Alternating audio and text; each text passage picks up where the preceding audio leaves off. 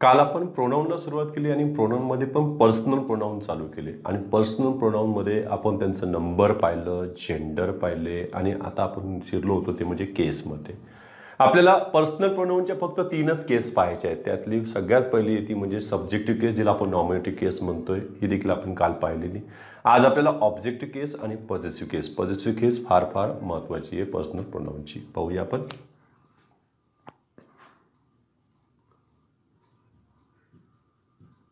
Personal pronoun याची पहिली केस जी आहे ती म्हणजे नॉमिनेटिव्ह केस, ज्याला आपण सब्जेक्टिव्ह केस देखील म्हणतो.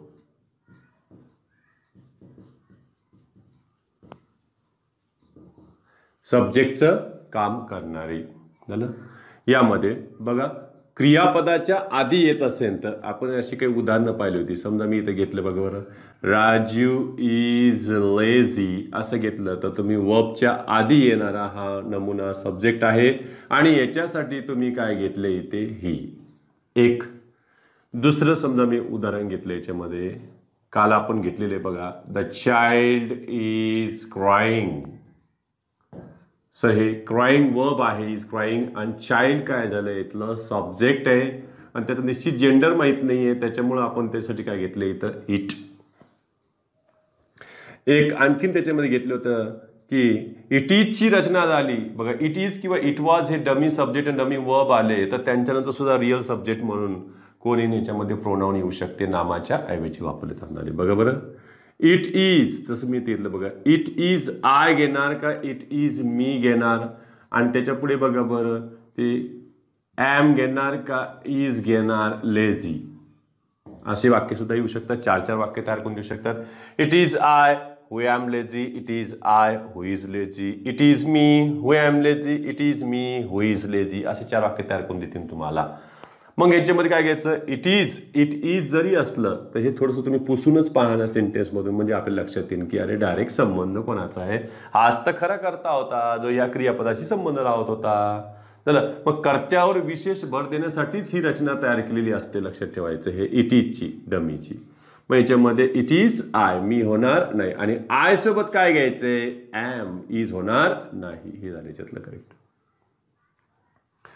डिग्रीमध्ये सुद्धा पाहिलं तर आपण की 2 कर्त्यामध्ये जर एकाच गुणाहून तुलना होत असेल तर ॲज किंवा त्यानंतरचा कर्ता सुद्धा तो नाऊन किंवा प्रोनाऊन सुद्धा सब्जेक्टिव्ह केसमध्येच पाहिजे. बघा बरं, मग त्याच्यामध्ये एक उदाहरण घेतले होते आपण, राजू इज टॉलर दॅन राणी. इथे आलं हे वर्ब, हे झालं याच्यातलं सब्जेक्ट, हे पण मग काय झालं याच्यातलं सब्जेक्ट. जर तुम्ही त्याला ऑब्जेक्टिव्ह केस धरले तर पण प्रॉब्लेम होऊन जाईल. ऑब्जेक्ट मग कसं काय सब्जेक्ट होतो इकडे आल्याच्या नंतर, तोही मोठा प्रॉब्लेम आहे ना. मग इथं तुम्हाला काय घ्यावं लागेल शी, आणि इथे काय घ्यावं लागेल तुम्हाला ही, म्हणजे नामाच्या ऐवजी सर्वनाम वापरायचे म्हणून आपण नामाची केस शिकलो होतो. लक्षात ठेवायचं झालं. ह्या अशा ठिकाणी नॉमिनेटिव्ह केसचा वापर झालेला आहे सब्जेक्टचा. त्याच्यानंतर दुसरी जी केस आहे अत्यंत महत्वाची ती म्हणजे ऑब्जेक्टिव्ह केस. द्वितीय विभक्ती जी बघा, ही सुद्धा आपण नामाच्या वेळेस शिकलो होतो. नामाच्या ऐवजी सर्वनाम कसं वापरायचं ते देखील त्यावेळेस पाहिलं होतं. ऑब्जेक्टिव्ह केस कुठे येणार आहे बघा बरं, वाक्यात, ते पण कशाच्या नंतर, सकर्मक क्रियापदानंतरचे नाऊन किंवा प्रोनाऊन हे ऑब्जेक्टिव्ह केसमध्ये असते. कोणते आहेत हे, जसं बघा सब्जेक्टमध्ये आय होतं तर इथे कोण आले, मी, तिकडे वी येतं इकडे अस, तिकडे यू येतं इकडे ही यूच आहे, पण तिकडे ही येतं इकडे कोण आले हिम, तिकडे शी येतं इकडे हर आहे, तिकडे इट येतं इकडे इटच आहे, आणि तिकडे दे आहे तर इकडे कोण आहे, देम. हे झाले ऑब्जेक्टिव्ह केस. फक्त यू तुम्हाला धोकादायक आहे आणि इट, यू आणि इट हे मात्र धोकादायक आहे. त्यातल्यात यू जास्त करून धोकादायक आहे, कारण यू यांच्यासोबत देखील वापरले जाते. पाहूया त्यांच्यामध्ये. वाक्यात सकर्मक क्रियापदा नंतरचे नाऊन किंवा प्रोनाऊन येऊ शकते. यांच्यामध्ये उदाहरणार्थ मी दिलंय, राणी हेल्प्स राजू. चला हेल्प्स काय झालं, वर्ब हे याच्यातलं सब्जेक्ट आलं की लगेच त्यासाठी सर्वनाम वापरला आपण शी. इकडे हे झालेलं याच्यातलं ऑब्जेक्ट, मग ऑब्जेक्टसाठी तुम्हाला काय घ्यावं लागल, हिम. हे झालं याच्यातलं ऑब्जेक्टिव्ह केस मधलं प्रोनाउन. दुसरं घेतलं आपण, Rani invited dash and dash for the party. पार्टीला बोलवले. आम्ही पर्याय दिले तुमच्याकडे बघा बरं, मी अँड माय मदर पहिलं. दुसरं दिलं आम्ही माय मदर अँड मी. मी तिसरा पर्याय पण देऊ शकतो, आय अँड माय मदर. चौथा पर्याय माय मदर अँड आय. पण आय इकडे येणारच नाही, कारण इन्व्हायटेड हे काय झालं, इथलं वर्ब आहे. वर्बच्या आधी हे सब्जेक्ट आहे, इकडे ही ऑब्जेक्ट येईल, इकडे ही ऑब्जेक्ट येईल. आता दोन्हीही ऑब्जेक्टिव्ह केसमध्येच पाहिजेत आम्हाला. मग सांगा, मी अँड माय मदर बरोबर आहे का माय मदर अँड मी आहे? मग याच्यावर देखील आपण सिक्वेन्स पाहिली होती बघा कालच्या तासाला, लक्षात ठेवा.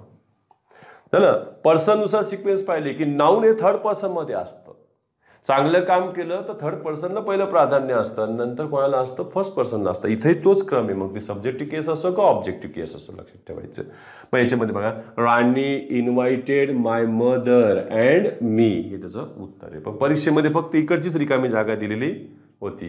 ही invited my mother and dash for the party, अशी परिस्थिती उदाहरणार्थ उत्तर त्याचं मी. बघा त्याच्यानंतर आपण आणखी एक रचना पाहिली होती, ती म्हणजे लेटची. आठवा, लेट ह्या वर्बनं सुरू झालं असेल सेंटेन्स, तर याच्यामध्ये येणारं नाऊन किंवा प्रोनाऊन हे सुद्धा कोणत्या केसमध्ये असतं, ऑब्जेक्टिव्ह केसमध्ये असतं.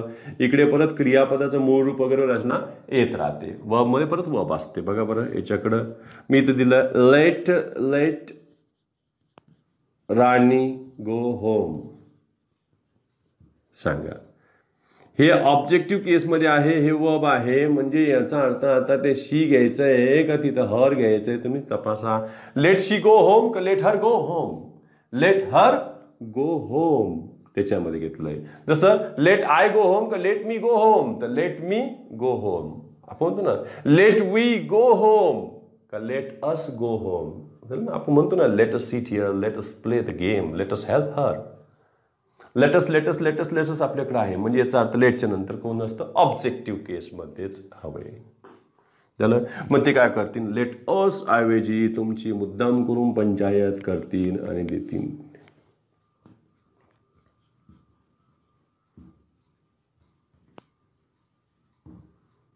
दोन रिकाम्या जागा टाकल्या. पहिला पर्याय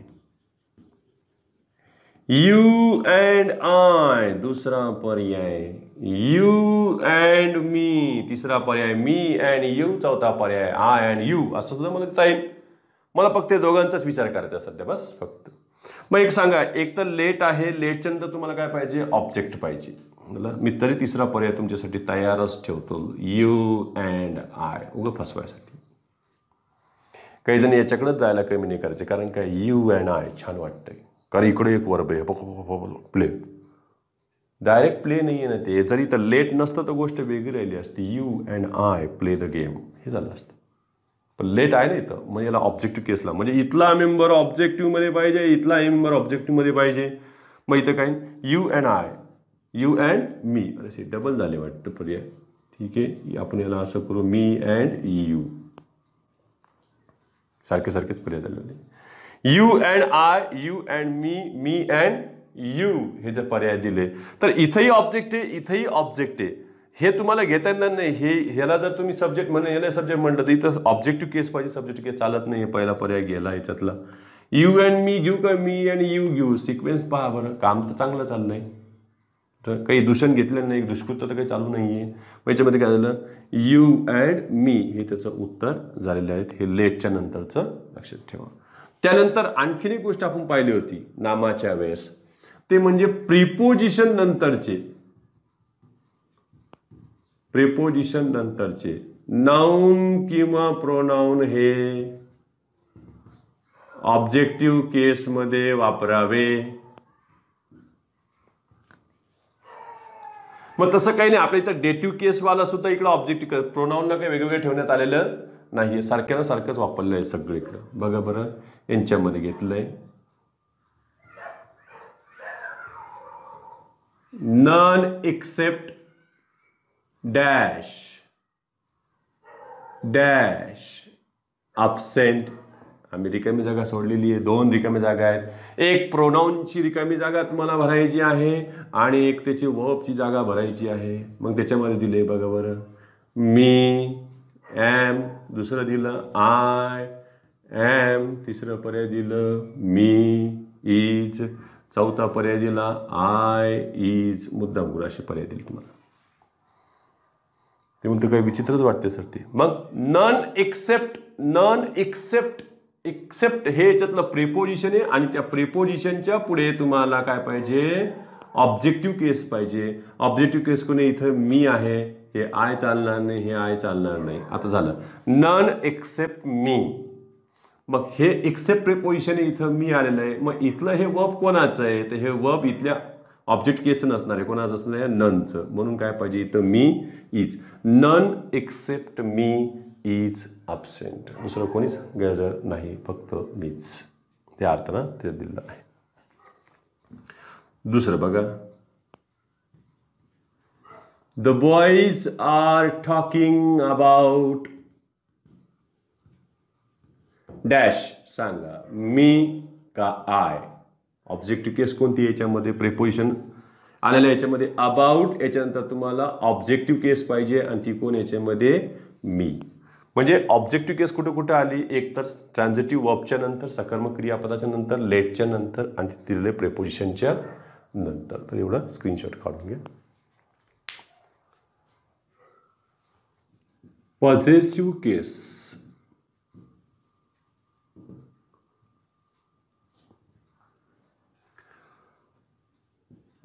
पर्सनल प्रोनाउन ची पॉझेसिव्ह केस ही नामाआधी आल्यास किंवा नामाआधी वापरली गेल्यास, नामाआधी आल्यास पॉझेसिव्ह ॲडजेक्टिव्हचे कार्य करते. बघा, म्हणजे ही पॉझेसिव्ह ॲडजेक्टिव्ह इन जनरली कोणाच्या आधी येणार आहे, तर नाऊनच्या आधी येणार आहेत. लक्षात ठेवायचं, त्यांचं अस्तित्व आहे ते. एक. दुसरं, पर्सनल प्रोनाऊनची पॉझेसिव्ह केस ही नामाशिवाय येत असेल तर पॉझेसिव्ह प्रोनाऊनचे कार्य करते. म्हणजे पॉझेसिव्ह ॲडजेक्टिव्हला कोण आवश्यक आहे, नाऊन. आणि पॉझेसिव्ह ज्याला आपण प्रोनाऊन म्हणतो तेव्हा त्याच्या सोबतीला नाऊन कसा येणार, ते तर होणारच नाही. चला, मग हे कोण कोण आहेत पॉझेसिव्ह प्रोनाऊन थोडेसे पाहून घेऊ आणि मग त्यांची उदाहरणं सुद्धा, त्यांचे कार्य सुद्धा पाहू. पॉझेसिव्ह केस कोणाची पाहायची आहे, ही पर्सनल प्रोनाऊनची. याच्यामध्ये सुद्धा 2 भाग पाडलेले आहेत आपण. कोणते कोणते, पॉझेसिव्ह ॲडजेक्टिव्ह जे नामाच्या आधी येईल आणि जे नामाशिवाय येईल ते पॉझेसिव्ह कोण झाले याच्यातले, प्रोनाऊन. चला, पर्सनल प्रोनाऊनमध्ये सगळ्यात पहिले आले बघा याच्यामध्ये आय. हे आयचं इकडे काय झाले बघ बरं, माय प्लस नाऊन आणि त्यांना इकडे घेतले तर काय झाले, माईन प्लस नाऊन नसते.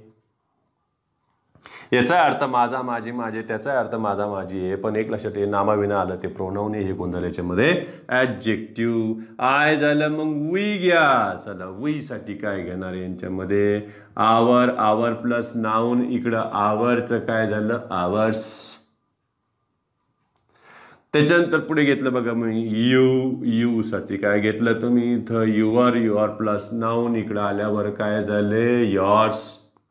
लक्षात ठेवायचं, हे यॉर्स होणार नाही, इंग्लिशमध्ये अस्तित्वात नाही, करू पण नका. तर काय म्हणते सर मी पत्रलेखनात हेच वापरलं होतं 9वी 10वीला, मग चुकलंच ते 100%. चला मग एक सांगा, आय आणि यू मिळून सुद्धा काय होऊ शकतात, विच होऊ शकतात. हे तर आपण आधीही पाहिलेलं. बघा बरं, समजा मी येतील बघा यू अँड आय मिळून सुद्धा काय होऊ शकतात, वी तयार होऊ शकतात या भागामध्ये. चल पुढे त्याच्यानंतर घेतले मी ही. चला हीच काय झालं याच्यामध्ये, हीज प्लस नाऊन इकडे आल्यावर काय झालं ते हीजच झालेले. त्याच्यानंतर शी. चला शी साठी इथे काय घेतलं, इथं हर प्लस नाऊन इकडे आल्यावर ज्याला आर असेल त्याला काय लावा, यस. बघा बरं, इट्स प्लस नाऊन इकडं इट्स अस्तित्वात नाही. शेवटचं आहे त्यांच्याकडे देचं काय झालं यांच्याकडे आलं दियर प्लस नाऊन इकडे आल्याच्या नंतर काय झालं हे दियर्स, यस लावा. परत एक लक्षात ठेवायचं आहे की यू अँड ही मिळून सुद्धा काय, तर यू अँड शी मिळून सुद्धा काय होतं, यूज तयार होतं. ते एक लक्षात ठेवण्यासारखं आहे. म्हणजे हे इथं नामाच्या ऐवजी मस्क्युलाईन नाऊनच्या ऐवजी इथं मस्क्युलाईन नाव वापरता येईल हीच्या ठिकाणी, बरोबर आहे. इथं फेमिनाईन, इथं न्यूटर आणि इथं प्लुरल. हे तुम्ही एवढं स्क्रीनशॉट काढून घ्या, मग उदाहरण लगेच पोहूया आपण यांची. मध्ये एक लक्षात ठेवायचंय की नामास यस जेनिटिव्ह केस असेल तर त्याऐवजी हीच, हर झालं आणि अनेक वचनी असून तर दियर वापरले जाते. झालं. मग यांच्यामध्ये हे झाले ॲडजेक्टिव्हची कामं करणारी, ही झाली पॉझेसिव्ह ॲडजेक्टिव्हची कामं करणारी, आणि हीज, हर्स, दियर्स ही पॉझेसिव्ह प्रोनाऊनची कामं करणारी. लक्षात ठेवायचं, नाम दोन्ही पद्धतीने कार्य करू शकते स्वतंत्र. जसं त्याच्यामध्ये एक्झाम्पल घेतले मी इथं बघा, राणीज बुक वॉज लॉस्ट, हरवलंय. कोणाचं, राणीचं. मग बघा हे झालं याच्यातलं वर्ब, हे झालं याच्यातलं सब्जेक्टमधलं हे नाऊन. मग हे कोण आहे याच्यातलं, तर बघा बरं हे नामाच्याही आधी आलेलं आहे, म्हणजे हे ॲडजेक्टिव्हचं काम करतं यांच्यामध्ये. नाऊन जरी असलं तरी हे ॲडजेक्टिव्हचं काम करणार आहे. मग याच्या ऐवजी तुम्हाला वापरायचं आहे, सांगा बरं, हर घेणार आहात का हर्स घेणार आहात, असं देखील ते तुम्हाला पर्याय विचारू शकतात. सांगा, हर बुक वॉज लॉस्ट का हर्स बुक वॉज लॉस्ट. तर याच्यामध्ये हर बुक वॉज लॉस्ट हे याच्यामध्ये तुम्हाला ॲडजेक्टिव्ह वापरावे लागेल. झालं. पण मी जर असं म्हटलं बघा बरं, धिस बुक इज राणीज, हे पुस्तक आहे कोणाचे, राणीचे. मग चल बघ, हे तर वर्ब आहे, हे तर नाऊन इकडे आले, हे झालं याच्यातलं डेमॉन्स्ट्रेटिव्ह ॲडजेक्टिव्ह, हे तर पूर्ण नाऊनचंच काम करतंय. झालं. मग आता या ठिकाणी तुम्ही हर वापरणार आहात का हर्स वापरणार आहात, सांगा. याच्यानंतर परत नाऊन आलंय का, तर नाहीये. म्हणजे आता हे ॲडजेक्टिव्ह नाही, हे पक्क नाऊन आहे. नामाच्या आधी तुम्हाला सर्वनाम वापरावं लागेल, ॲडजेक्टिव्ह वापरता येणार नाही. उत्तर काय त्याच्यामध्ये, hers. This book is Rani's, this book is hers, हे आता ते वापरलेलं आहे. परत आपण पाहूया पॉझेसिव्ह ॲडजेक्टिव्ह कुठं वापरतात, पॉझेसिव्ह प्रोनाउन कुठं वापरतात. एका सेंटेन्समध्ये दोघं येऊ शकतात का, तर हो येऊ शकतात. बघा,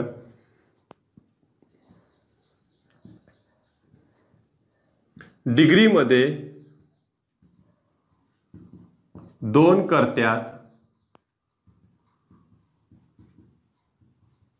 एकाच गुणावरून तुलना करताना पहिल्या कर्त्यात नामाआधी पॉझेसिव्ह ॲडजेक्टिव्ह वापरले जात असेल तर दुसऱ्या कर्त्यात मुख्य नामाची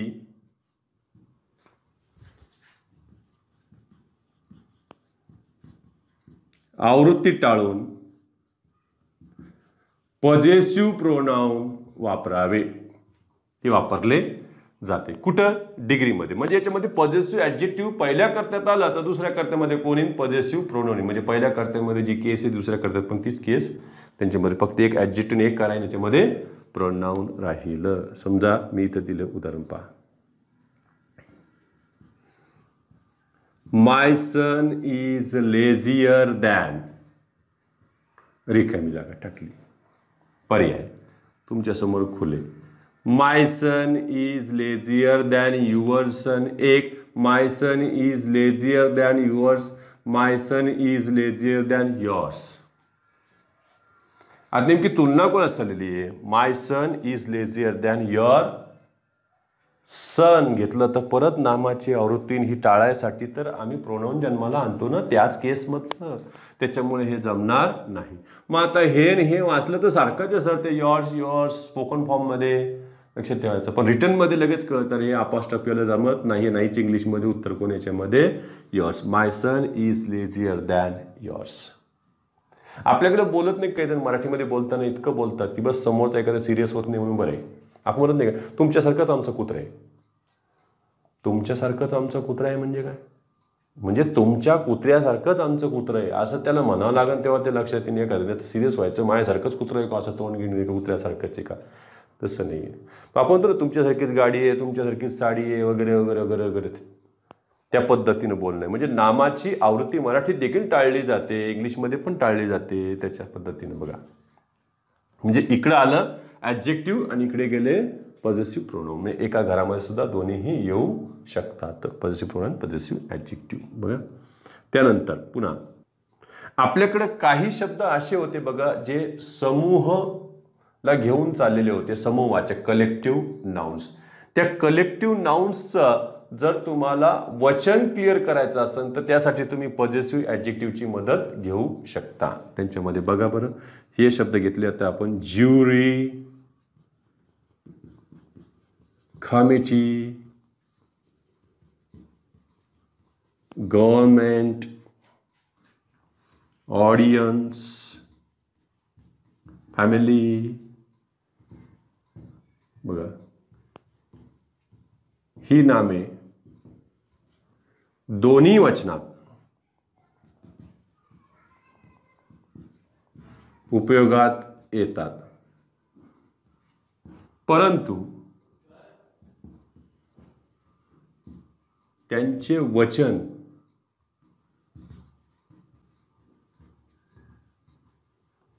क्रियापदानंतरच्या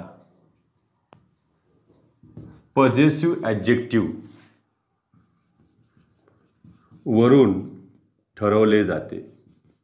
म्हणजे खरं त्यांचं वचन ग्रहित धरूनच ती वापरलेली असतात पॉझिटिव्ह ॲडजेक्टिव्ह. पण एक तुम्हाला हिंट देतील ती पॉझिटिव्ह ॲडजेक्टिव्ह मदतीला येतील की आधी दिलेलं नाम हे एकवचनी आहे का अनेक वचनी आहे. हे पॉझिटिव्ह ॲडजेक्टिव्ह मध्ये बघा इट्स किंवा ते देतील इथं दियर. इट्स म्हटलं तर सिंग्युलर आणि दियर म्हटलं तर काय ते प्लुरल. त्यावरून तुम्ही तर्क लावायचा ह्या नामांचा. झालं. समजा एक्झाम्पल येऊन गेलं परीक्षेला, द कमिटी वर. आता एवढं जर पाहिलं तर हे एकवचनी का अनेक वचनी आहे? तू म्हणतो सर कमिटी वर हे तर प्लुरल आहे, करेक्ट वाटतंय, पण पुढे सेंटेन्स द कमिटी वर डिवायडेड इन इट्स ओपिनियन असं सेंटेन्स एक्झामला येऊन गेले आणि करेक्ट आहे का इनकरेक्ट आहे? तर तुम्ही एवढ्याला नका पाहूया. मग हे कमिटी सिंग्युलर आहे का प्लुरल आहे? हे सिंग्युलर आहे असं गृहीत धरूनच परीक्षकानं पुढे काय वापरलं होतं? इट्स. इट्स वर मग इट्स हिंट द्यायला लागला आम्हाला सिंग्युलर आहे म्हणजे कमिटी सुद्धा काय सिंग्युलर आहे. इथं हे चुकलेलं आहे, इथं काय पाहिजे होतं was. The committee was divided in its opinion. ह्या पद्धतीने ते तुम्हाला मदत करतील. परत पहा बरं याच्यामध्ये असं एक वाक्य आपण घेतलं होतं. The government has taken their decisions well. मग यांच्यामध्ये बघा द गव्हर्नमेंट तुम्हाला एकच वाटलं गव्हर्नमेंट हॅज, पण इथं गव्हर्नमेंट एक म्हणून नाही वापरलं, लक्षात ठेवायचं. त्यातल्या भिन्न भिन्न व्यक्तींना गृहीत धरलेलं आहे, त्यातल्या सदस्यांना गृहीत धरलेलं आहे. इथं बघा काय झालं दियर, आणि दियर हे प्लुरलमध्ये गेले तर हे सुद्धा गव्हर्नमेंट प्लुरलमध्ये. आणि मग इथं प्रॉब्लेम झालेला आहे, इथं काय पाहिजे होतं have. The government have taken their decisions well. म्हणजे काही काही ठिकाणी तुम्हाला ग्रॅमॅटिकली यूजसाठी सुद्धा पॉझिटिव्ह ॲडजेक्टिव्ह काय करा तुम्हाला मदत करा. तेवढे स्क्रीनशॉट काढून घ्या.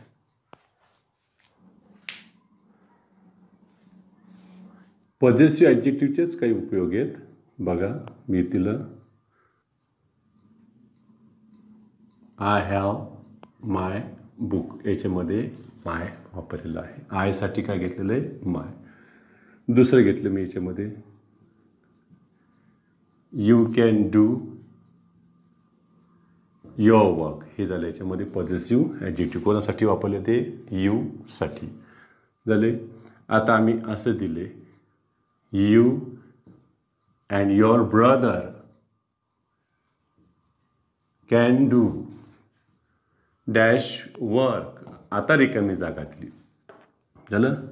मग इथं पर्याय दिला आवर, दियर, युअर, हीच. काय घ्यायचं मग या दोघांना मिळून घ्या ना तुम्ही. यू अँड युअर ब्रदर म्हटलं तर काय होईल. आपण सर्वनामात देखील पाहिलं होतं कालच्या. बघा बरं यू अँड युअर ब्रदर मिळून कोण झाले याच्यातले यूज झाले. मग यू अँड युअर ब्रदरसाठी तुम्हाला काय घालाल यू साठी काय घाला इथं युअर. हे झालं त्याचं उत्तर. ठीक आहे बरं. त्याच्यानंतर चौथं my mother and I can do dash work. आता सांगा हे माय वर्क का हर वर्क का our work.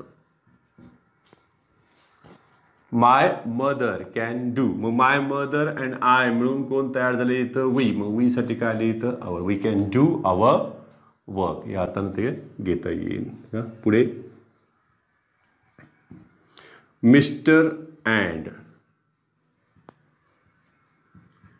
Mrs Kale can do that dash work. आता सांगा हीच घ्यायचंय का हर घ्यायचंय का दियर घ्यायचंय सांगा.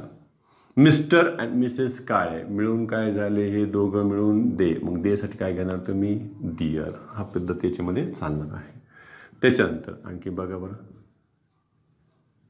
एव्हरी हे ॲडजेक्टिव्ह जर नामाच्या आधी वापरले. बघा बरं समजा मी इथं घेतलंय एव्हरी पर्सन शुड डू. इथं देऊन टाकतो बघा every person should do dash work well. प्रत्येक व्यक्तीनं त्याचं काम चांगलं केलं पाहिजे. मग इथं निश्चित जेंडरचा बोध होत नाही. त्यामुळं तुम्ही इथं हीच किंवा हर यापैकी कोणतंही एक घेऊ शकता. दियर घेऊ शकत नाही कारण सिंग्युलर म्हणून ट्रीटमेंट मिळते. बघा हे सब्जेक्टच सिंग्युलर झालेलं आहे. जर आम्ही इथं एव्हरी बॉय दिलं असतं तर मग तुम्ही हीच कन्फर्म घेतलं असतं. एव्हरी गर्ल घेतलं असतं तर तुम्ही हर कन्फर्म घेतलं असतं. आता तुम्ही या दोनपैकी कोणतंही एक घेऊ शकता. इथं हीच घेऊ शकता किंवा हर घेऊ शकता. ते एव्हरीसाठी दिलं आहे. हे एक याच्यामध्ये ॲडजेक्टिव्हचं. आणखीन उपयोग ॲडजेक्टिव्हचे वाक्यात VING याला आपण जेरंड म्हणतो. जे प्रेझेंट पार्टिसिपल असतं ते नामाचं काम करत असतं त्याला जेरंड म्हणतात. त्याला वर्बल नाउन देखील म्हणतात. बघा बरं म्हणजे हे कशाचं काम करता येतं नामाचं. वाक्यात VING आधी पॉझिटिव्ह ॲडजेक्टिव्ह वापरले जाते. बघा समजा मी एक्झाम्पल दिलं प्लीज एक्सक्यूज डॅश. एवढंच मी दिलं असतं सेंटेन्सचं. काय केलं असतं तुम्ही पहा बरं.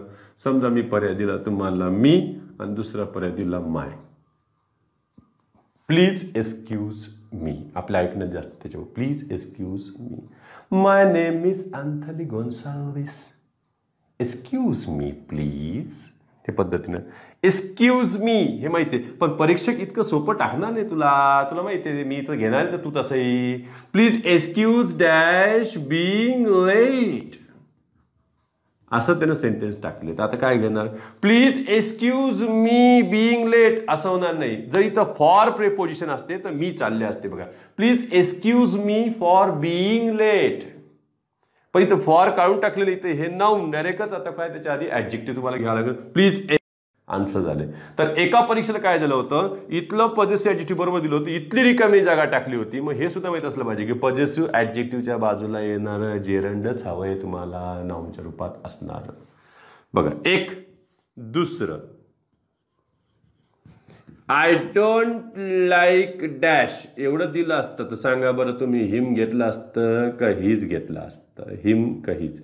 आय डोंट लाईक हीच का आय डोंट लाईक हिम, तर आय डोंट लाईक हिम ते मग उत्तर घेतलं असतं. पुढे बघा, I don't like dash disturbing me at work. आता सांग, I don't like him disturbing me at work असं होणार नाही. I don't like his disturbing me at work. मी काम करत असताना मला त्रास दिलेला त्याचं आवडत नाही, त्याचं मला त्रास दिलेलं आवडत नाही, त्याचे त्रास देणे आवडत नाही. मग इथं काय झालं, I don't like his disturbing me at work. याच्यावर सुद्धा परीक्षेला उदाहरणं पडलेले आहेत. तेवढं स्क्रीनशॉट काढून घ्या. जर वाक्यामध्ये एकाच कर्त्यामध्ये दोन सामान्य नामे अँडने जोडली जात असतील आणि त्यावरून एकाच व्यक्तीचा बोध होत असेल तर पॉझिटिव्ह ऍडजेक्टिव्ह तुम्हाला काही ठिकाणी मदत करेल. बघा बरं, कर्त्यात दोन सामान्य नामे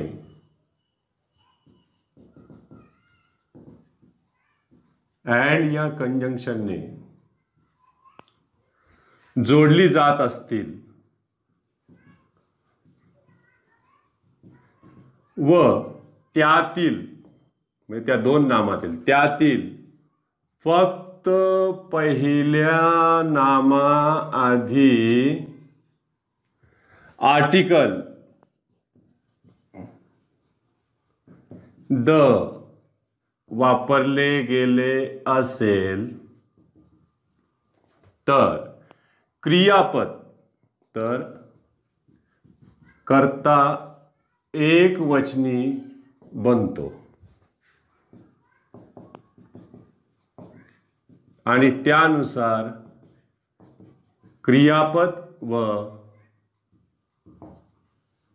पॉझिटिव्ह ऍडजेक्टिव्ह ठरवले जाते. म्हणजे ते एक वचनीच राहणार आहे.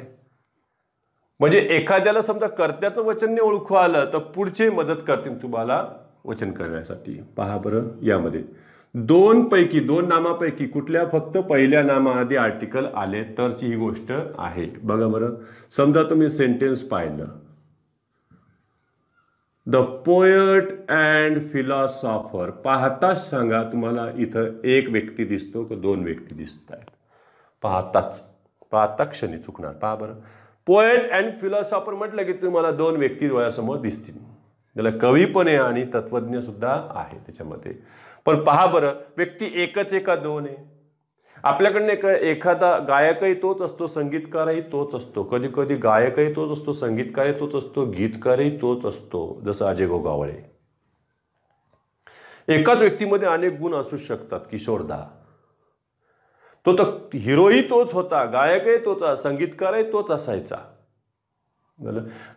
म्हणजे बरेच त्याचेच असतात आणि काही काही गीतही स्वतःच लिहायचे.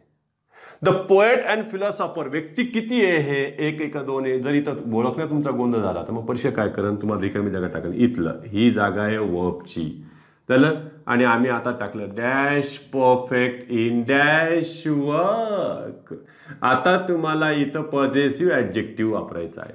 म्हणजे हे जर तुम्हाला व्यवस्थित ओळखू झाले तर तुम्हाला ह्या दोन जागा भरता येतील. याला हा झाला याच्यातला सब्जेक्ट आणि हे झालं याच्यातलं वर्ब. सब्जेक्ट आणि वर्ब मधलं रिलेशन परीक्षेला जास्त विचारतात, त्याला कॉन्कॉर्ड म्हणतात. तो नंतरच्या चॅप्टरमध्ये आपण परत घेणार आहोत, हे परत रिव्हिजन मध्ये येईल. आता त्यांनी तुम्हाला पर्याय द्यायला सुरुवात केली. बघा बरं, ज्याला हे पोएट आणि फिलॉसॉफर दोन व्यक्ती वाटले त्याच्यासाठी त्याने लगेच एक सापळा तयार करून ठेवलाय आर, आणि पुढे लगेच त्याने तयार केलंय दियर. दुसरं करून तो आर हीच. तिसरं करून तो इज, ज्याला ओळखू आलं त्याच्यासाठी. बघा बरं, इज आणि मग पुढे करण इथ हर, आणि आणखीन देईन इज आणि पुढे करण हीच. किती सापळे रचले पहा बरं. याच्यामध्ये वचन का आलं पाहिजे, कर्त्याचं वचन का आलं पाहिजे, जेंडर का आलं पाहिजे, सगळ्याच गोष्टी आल्या पाहिजे. चला इथे बघा दोन्हीही नामे अँडने जोडलेली आहे. एकच याच्यामध्ये काय आर्टिकल द दिलेले म्हणजे व्यक्ती एकच आहे. याच्यामध्ये हे आर येणार नाही, हे येणार नाही, आउट दोन्ही पण. म्हणजे याचा अर्थ सब्जेक्ट सिंग्युलर आहे, वर्ब पण सिंग्युलर पाहिजे. इथं इज पाहिजे. इथेही इज आहे, इथेही इज आहे. आता कन्फर्म कोण आहे, हर का हीज? हर का हीज ते सुद्धा पाहणं आहे. मग बघा बरं फिलॉसॉफरचं जेंडर काय आहे? काहीच माहित नाही. फिलॉसॉफर आपण he is a philosopher, she is a philosopher म्हणू शकतो. याचा तर फिलॉसॉफर कॉमन जेंडरमध्ये आहे. पण पोएट बघ ना इथं, पोएट पोएटेस, पोएट पोएटेस, कवी कवयित्री. याच्याहून काय आलं की हे जेंडर कोणतं आहे? मस्क्युलाइन आहे. म्हणजे हे पण मस्क्युलाइन जेंडरमध्येच आहे, लक्षात ठेवायचंय. मग मस्क्युलाइनसाठी तुम्हाला घेता येणार नाही. उत्तर कोण आले? डी क्रमांकाचे. या पद्धतीनं आन्सर सांगणार आहे. इतकंच नाही तर कधी कधी ते तुम्हाला इथपर्यंत बरं इज देतील आणि इकडे ते दियर देतील आणि पुन्हा म्हणते की सेंटेन्स करेक्ट आहे का इनकरेक्ट आहे ते सुद्धा आम्हाला सांगा. ते सांगता यायला पाहिजे. पहा बरं यांच्यामध्ये दिलं त्यांनी, the PM and party leader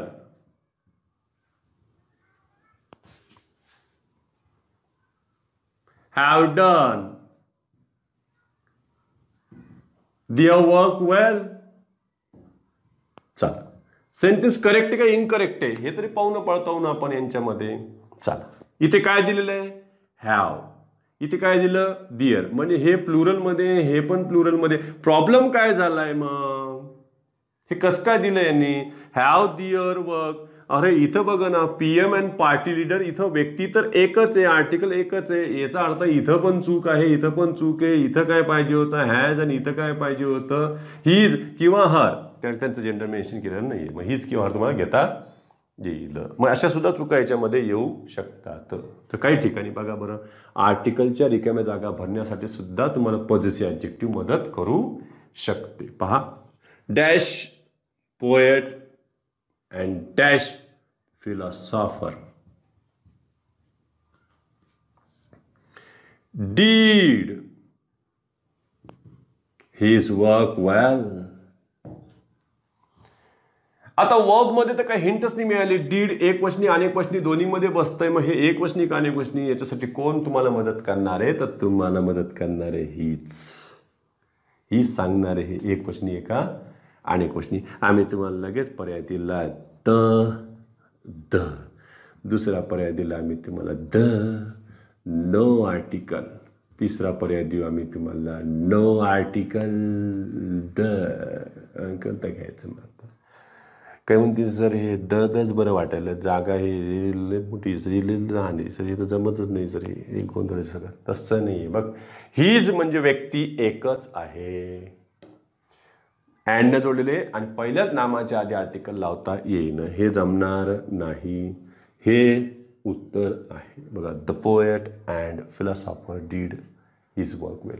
जर मी इथं डीड दियर वर्क वेल घेतलं असतं तर मला मग दोन्हीकडे आर्टिकल घ्यायला लागतं. The poet and the philosopher did their work well असं त्याचं उत्तर झाले असते. हे झालं दोन सामान्य नामे अँडने जोडली गेली असतील तर एकाच कर्त्यामध्ये. ठीक आहे, आता याच्या पुढे पण आणखी आपल्याला पाहता येईल बघा.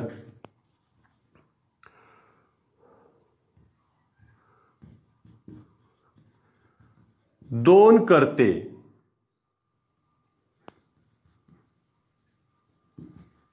not only but also,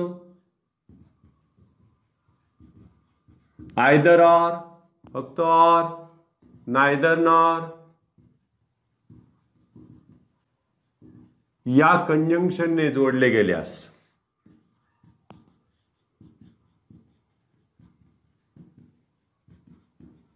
दुसऱ्या कर्त्याशी, म्हणजे बट आल्सो नंतर येणारा, ऑर नंतर येणारा, नॉर नंतर येणारा दुसऱ्या कर्त्याशी क्रियापद व पॉझेसिव्ह ऍडजेक्टिव्ह संबंधित असते. हे का? कारण आपल्याला माहिती आहे का की सेंटेन्समध्ये रिकाम्या जागामध्ये नाही विचारलं तरी पूर्ण सेंटेन्समध्ये आपल्याला फुलस्टॉप पर्यंत शोधावं लागतं. कुठे ना कुठेतरी एरर असेल, कारण सेंटेन्स करेक्ट की इनकरेक्ट हे सांगण्यासाठी मदत करता येतं आपल्याला. बघा यामध्ये दिलंय मी, either you or your brother did your work well. आता सेंटेन्स करेक्ट आहे का इनकरेक्ट आहे एवढं त्याने तुम्हाला विचारलं. सेंटेन्स करेक्ट आहे का इनकरेक्ट आहे. बघा पूर्ण नियम पडताळून पहा. उगाच बसल्या बसल्या उठल्या बसल्या तुम्हाला लगेच करेक्ट इनकरेक्ट म्हणता येणार नाही. हे काय अँड न जोडलेलं नाही बघा. हे either you or your brother. मग महत्वाचा कोण आहे तुमच्याकडे दुसरा करता महत्वाचा आहे तो युअर ब्रदर. मग युअर ब्रदर आता हे काय झालेलं याच्यामध्ये थर्ड पर्सनमध्ये आहे. इथं डीड वरून काही मदत भेटलेली नाही. ते सिंग्युलर प्लुरल दोन्हीमध्येही चालते. मग आता युअर ब्रदरसाठी तुम्हाला इथं काय पाहिजे होतं सांगा. युअर चालत नाही. इथं मोठा प्रॉब्लेम आहे. हे चुकलेलं आहे. इथं काय पाहिजे होतं हीच. बघा either you or your brother did his work well. ह्या पद्धतीचं आन्सर त्याच्यामध्ये पाहिजे. बघा not only you but also I can do dash work well. सांग आता इथं तू युअर घेणार का माय घेणार का आवर घ्यायचं. इथं not only you but also I सोबत आपल्याला घ्यायचं आहे. मग आय सोबत काय घ्यावं लागेल तिकडे माय. या पद्धतीचं त्याच्यामध्ये उदाहरण करावं लागेल. तर नॉट ओनली बट असं असं आयदर असो ऑर असो किंवा नायदर नॉर असो तिघांसाठी पण तुम्हाला तसंच तो नियम वापरता येईल. ठीक आहे. तर आता आपण इथं थांबूया. बाकी आपण उद्या घेऊ.